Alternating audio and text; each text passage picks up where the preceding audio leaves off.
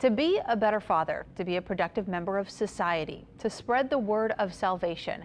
Those are just some of the messages from inmates in Lafourche Parish who are hoping for a second chance, and they're using written words to connect with the community.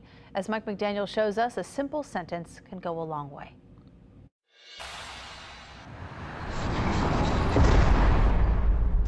When Douglas Caldwell became an inmate at the Lafourche Parish Correctional Complex a year ago, he had no direction. I wasn't sure what I was going to do with my life whenever I was going to be finished here. He knew one thing, though. I just know that I don't want to come back to jail. I don't want to do the same activities I was doing. A drug conviction led to a 3-year sentence, but instead of just doing time, he's making use of it. He knows life after jail will require something big from strangers. A second chance. If you do the crime, you do the time. I get that. However, that shouldn't dictate your future, though. So how does it go? Knowing the importance of futures, Assistant Warden Captain Carla Beck had an idea. Don't just say it, write it down, so the outside world can read it. Some of them, this process was very emotional.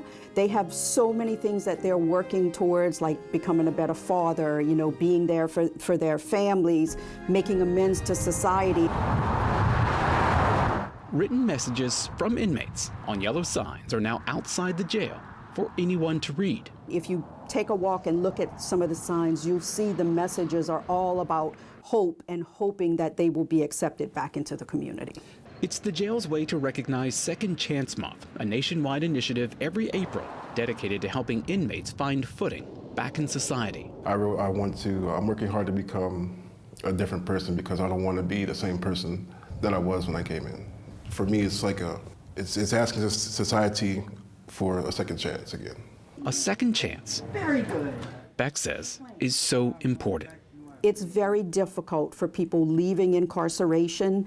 They already have a stigma attached to them. And if people are not willing to give them a second chance and let them prove themselves, it can be a heavy, heavy burden trying to be a productive citizen. As Director of Programming for Reentry Services at the jail, Beck watches inmates work towards a second chance every day. From a college degree and job skill training to drug rehab and parenting classes, it's all available to inmates who want to close the door on a part of their past. I've been sober now for almost 7 years. I'm definitely using the tools and the resources that they have given me. I've put it to work every day. To former inmate Kimberly Dwyra, her second chance wasn't just life-changing, it was life-saving. I came in broken.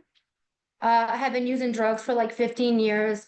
I went in with 14 drug felony charges. Her 15-year sentence was shortened thanks to the program. Since being released in 2022, she's been employed, living up to her end of the bargain to become a better citizen. I live a beautiful life. It absolutely works, and I'm very much appreciative to the community for not giving up on me. So, thank you. Caldwell doesn't want the community to give up on him either. While in jail, he got his forklift certification, which he plans to use once released. That could happen by the end of the month. I really want to do forklift. I've always had an interest in forklift even though I was a little kid. A goal he hopes can become reality thanks to a determination for a second chance that anyone can read. What do you hope that they understand when they read those messages? That the person or the people who wrote those are sincere in what they wrote. Sentences on the outside that mean so much more than the ones being served on the inside. Mike McDaniel, WWL, Louisiana. So meaningful. At any given time, there are 150 to 200 inmates taking part in those reentry classes.